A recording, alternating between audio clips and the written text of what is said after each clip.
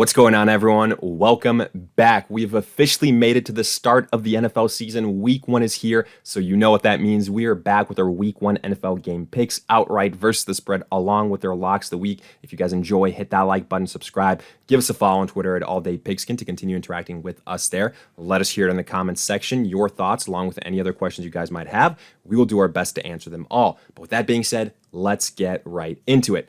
And before looking at our breakdowns, I do want to highlight OddsJam because it is the place that I use when it comes to my betting research. Whether it's the NFL or really any other sport, OddsJam has the premier database of, line shopping, sportsbook comparisons, and just ways to make you a better bettor. Whether you're a beginner or you're an expert. And some of the perks that OddsJam offers is some of their betting tools here. For example, their positive EV tool, which gives you live discrepancies so you get the best odds. You're getting a mathematical edge and pretty much guaranteed money in the long run because you're finding bets that are on sale and getting great value. Not only that, their arbitrage tool gives you equal and opposite bets for a risk-free return. So definitely, this is the place that you want to utilize to become to get that edge when it comes to betting. Link is in the description, so make sure to check them out. But with that being said, let's kick it off. We start with the Buffalo Bills at the LA Rams, the defending Super Bowl champion LA Rams. They are underdogs in this game. That's right, the Bills are favored at -2.5. And when you break this down, it does make a little bit of sense because, look, first and foremost, if these two teams are kind of even, what do you look for? You look at who has the more dynamic quarterback play. That is Josh Allen. He's got the X factor in terms of rushing ability. He's got the big arm. Weapons-wise, both these offenses are stacked. The Bills, they've got guys like Stephon Diggs, Gabe Davis, a potential breakout this year, Jamison Crowder. On the other side, pass catchers for the Rams, you've got Cooper Kupp, Allen Robinson recently added. But the offensive line for the Rams did take a bit of a hit this offseason.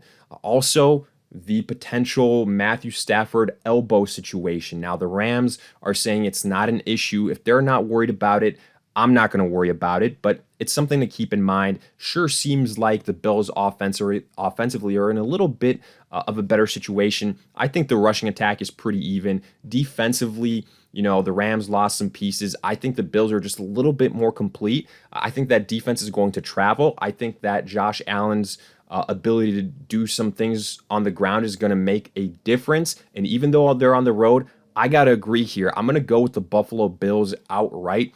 On the spread, this is where it gets a little bit tough. The Rams at +2.5. That's a very, very low spread. I think it's going to be a close game. I think it'll be back and forth. Ideally here, I tease that to maybe like +3.5, +4, then ride with the Rams. Just because I think, if the Bills win, it's going to be very, very close. Don't think it's going to be by more than 3-4 points. So that's the logic there with the spread. Let's continue on, though. We have got the New Orleans Saints at the Atlanta Falcons. Divisional game here. A lot of divisional games this week. They're typically a little bit tough to predict, but I think this is probably one of the easier ones to go with. The Saints are a team that is, with Jameis Winston back at quarterback, they're a solid team. Defensively, they're underrated. Offensively, they're underrated. They've got a great offensive line. They've got a really good, stingy defense. Weapons-wise, Michael Thomas, Jarvis Landry, Chris Olave, Alvin Kamara. And then on the flip side, the Atlanta Falcons, they got rid of Matt Ryan. So it's Marcus Mariota. Sure, they added Drake London, but they lost Calvin Ridley for this year. Drake London, Kyle Pitts, that's not going to be enough to get the job done here versus the stout New Orleans Saints defense. Marcus Mariota has been a backup for the majority of his career with good reason. I don't care that the Falcons are at home. I am riding with the New Orleans Saints. Maybe some craziness can happen here on the spread. The Saints are at -5.5, but I'm going to roll with them here. On paper, this is a game where the Saints should win. I just don't believe in the Falcons right now. I think they're kind of in a rebuild, waiting to see, what Ritter can be at the quarterback of the future potentially. But at the start of the season, I just don't believe in them right now. Next, we go to the Cleveland Browns at the Carolina Panthers. And boy, oh boy, this one is chock full of storylines. You got Baker Mayfield versus the Browns. He is never, when he was with the Browns, led them to a winning game week one. But now he's on the other side. He can potentially, again, kind of continue that trend, but by causing them to lose this matchup. He wins out this quarterback job in Carolina. Wasn't really all that close. And he's going to go up versus Jacoby Brissett, versus a team that he knows very, very well. And Jacoby Brissett, look, no knock against him, but he's no Deshaun Watson. I guess that's a good thing in a lot of regards. But in terms of football talent, this offense without Deshaun Watson for the first 11 games of the season, just not the same. It's going to be run heavy, Nick Chubb, Kareem Hunt, which is all great. And they do have a good defense that can slow down games. But I do think Baker Mayfield is going to give the Carolina Panthers a little bit of an advantage here. He knows this team very well. And he's got a huge chip on his shoulder. I do like the Carolina Panthers to win this game. I think it'll probably be close. And I will say the spread reflects that. Cleveland actually at -1.5. I like the Panthers here. Other than the rushing attack, what do the Browns have going for them? The Panthers, they've got Christian McCaffrey. They've got an improved offensive line. They've got the better quarterback. They've got, in my opinion, the better weapons offensively with DJ Moore, Robbie Anderson, etc. Defensively, they're a very underrated bunch as well. I like Carolina at home to win this game. I'll take them outright, and I will take them on the spread. Then we move on. We've got the San Francisco 49ers at the Chicago Bears. So San Francisco here, pretty big favorites on the road at -6.5, but it does make sense. Look, folks, the Bears are going to be one of the worst teams in the NFL this year. Probably hurts to hear if you're a Chicago fan, but the Bears did not surround Justin Fields with enough weapons. Probably has some of the worst weapons in the NFL. He does not have a good offensive line. They lost a ton of weapons defensively. I do think maybe this Bears defense will be a little bit better than people expect, but offensively, Justin Fields is going to be running for his life. The 49ers have a very good defense. Other than Darnell Mooney and David Montgomery, you don't have proven producers on this offense. I do expect Cole Kmet to take the next step, but I just don't think it's going to be enough here versus the 49ers, who, to be fair, are starting their own new quarterback journey with Trey Lance, even though Jimmy Garoppolo is still on the team. A little bit awkward, but offensively, they've got a very good offensive line. They've got Deebo Samuel, Brendan Ayuk. Recently, though, George Kittle making news. He might not play in this game, groin injury. That would be a big loss. And I will preface this. If George Kittle doesn't play, I'll take the Bears on the spread. But if he does play, I'll roll with the 49ers. I think all around they're the better team. I do have question marks about Trey Lance because I just don't think he's that great of a passer. So I think this game could be a little bit closer than people expect, which, again, also kind of is making me want to ride with the Bears on the spread. Outright, though, I'll go with the 49ers. And like I said before with my note on Kittle, if he doesn't play, I'll take the Bears on the spread at +6.5. And if he does, I'll go with the 49ers. Then we've got the Pittsburgh Steelers at the Cincinnati Bengals, another divisional clash here. The Steelers, big underdogs at +6.5, and I get it. Mitch Trubisky is now the starting quarterback. The Bengals have the big-time quarterback advantage. I've never been a Mitch believer. I think he's better suited as a backup, and I think we're going to see why. Sure, the Steelers have good weapons with Najee Harris, with Deontay Johnson, with Pickens, with Claypool, and they've got a good defense, but I just don't think that Mitch Trubisky is enough. He just can't keep up with very good offenses. That's what the Bengals project to be. You've got Joe Burrow. You've got a much-improved offensive line. Jamar Chase, T. Higgins, Tyler Boyd, Joe Mixon. A good defense as well. It's a divisional clash in Cincinnati. I feel like what more can I say in terms of why you should go with the Bengals? But on the spread here is where it gets interesting. I don't think it'll be a blowout. These teams usually play each other, especially in this division, very close. +6.5 seems like a lot to be giving the Steelers. I'm going to go with the Steelers on the spread. I don't think it's going to be a blowout. Very good, well-coached team as well. I think Mike Tomlin is going to prepare them and, give Mitch Trubisky opportunities to do what he does best, kind of roll out and make plays that way. We'll see. But overall, I do think the Bengals are the better team. Next, we go to the Philadelphia Eagles at the Detroit Lions. This one could be one of the, maybe potential bigger blowouts of the week. I just don't think that the Detroit Lions are all that great defensively. And the Eagles with Jalen Hurts, even though, he's not somebody that I believe in as a passer, I think they can take advantage of this Detroit Lions defense. Look, I like the Eagles. They added A.J. Brown. They've got Devonta Smith. Their whole group of running backs, whether it's Sanders, whether it's Gainwell, it doesn't matter. They have the easier path here to scoring points, to offensive success. And while the Lions have some of the best weapons in the NFL, honestly, they've got a really good offensive line. They've got Amon-Ra St. Brown. They've got guys like DJ Shark, TJ Hawkinson, DeAndre Swift. Problem is quarterback, Jared Goff. Problem is defense, lackluster. I got to go with the Eagles here outright. Feel pretty good about that one. Maybe the Lions get a little bit motivated, keep it close, but I got to think that the Eagles pull away as this game goes on. -4.5, not that huge of a number. Give me the Eagles to cover the spread. Then we go to the Indianapolis Colts at the Houston Texans, another divisional clash here. Big spread, Colts at -8.5. It makes sense. Look, I'm not a believer in the Texans. Obviously, no more Deshaun Watson. Davis Mills, he had some success last season, but this is a tough matchup versus the Colts, who have a very stingy defense. The one thing is, again, divisional clash, so you kind of throw everything out the window. But I don't believe in the Houston defense. I don't believe in that offensive line. I don't believe in Davis Mills. I do believe in Matt Ryan. I believe in Jonathan Taylor. I believe in Michael Pittman. I believe in the Colts defense. I'm taking the Colts outright. On the spread, I am a little bit uncomfortable here because we have seen the Colts, lay eggs before in games where they should win, whether it's, Jaguars, etc. Part of me wants to take the Texans on the spread. If you can get them on double digits with the spread as we get closer to Sunday, then I would go that way. But if it's at that -8 and an 8.5 number, I'd go with the Colts on the spread. Then we have got the New England Patriots at the Miami Dolphins. New England here at +2.5.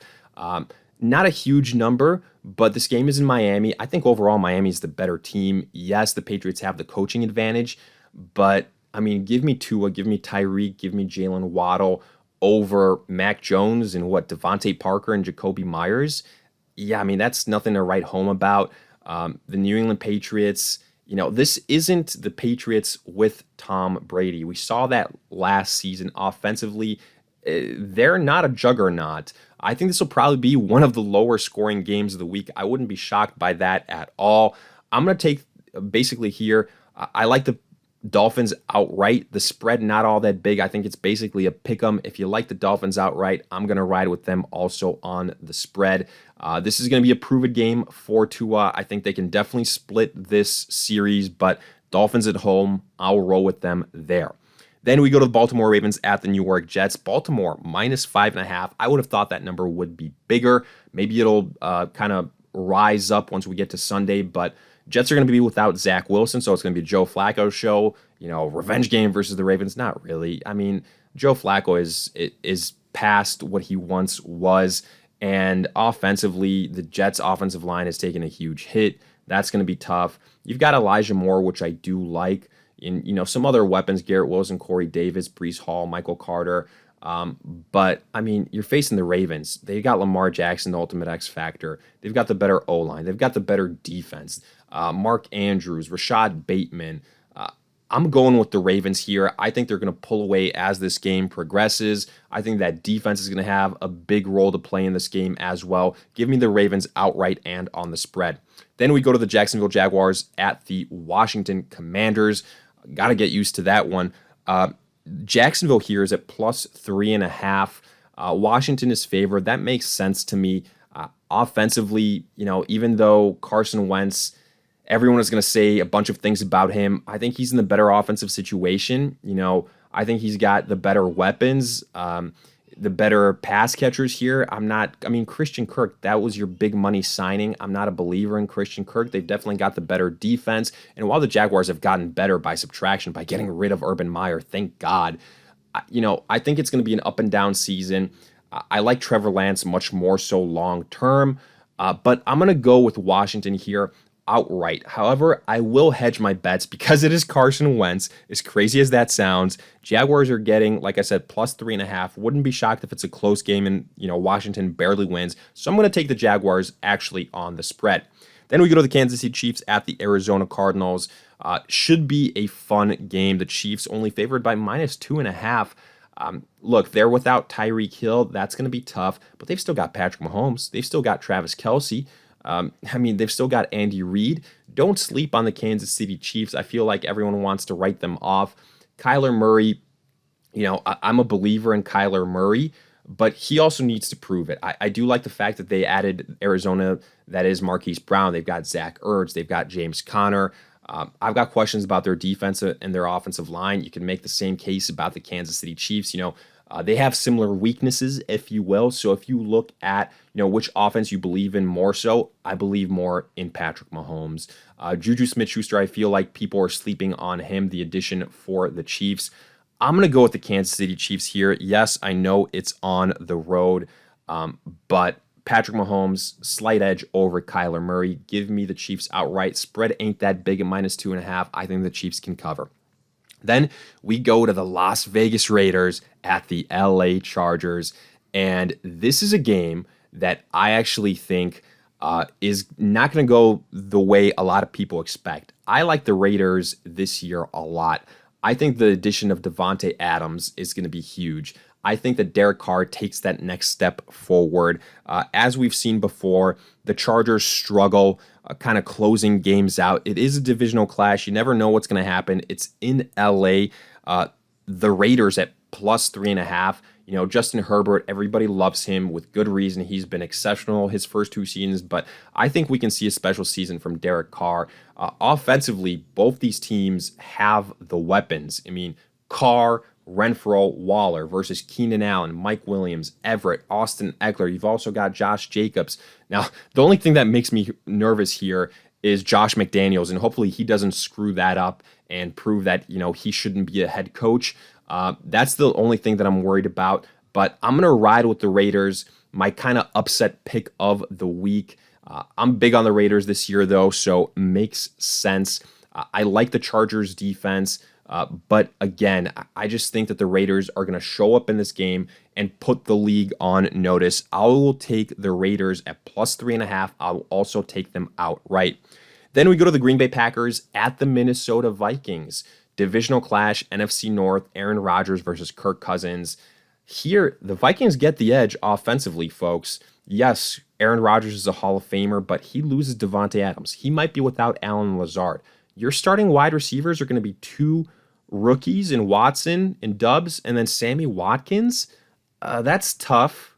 Sure, I really like their running back situation with Aaron Jones and A.J. Dillon, but that can't just be it. The Vikings, they've got Justin Jefferson. They've got Adam Thielen. They've got Dalvin Cook. Defensively, probably you give the Packers a little bit of an edge, but I don't think it's by that much. I think here this is a game where I'm going to give the Packers the edge because, again, it is Aaron Rodgers. I think the team that makes a little bit less mistakes is the one that comes out on top. Usually that's Aaron Rodgers. I'll pick the Packers outright, but I think this is a good game to hedge your bets on, folks, especially if Allen Lazard doesn't play.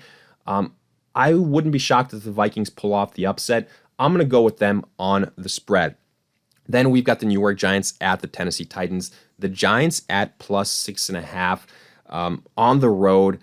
I'm not a believer in the Tennessee Titans. I've said it before. I'll say it again. I think Ryan Tannehill is on the decline. I think offensively, they're a one-dimensional team in terms of just Derrick Henry.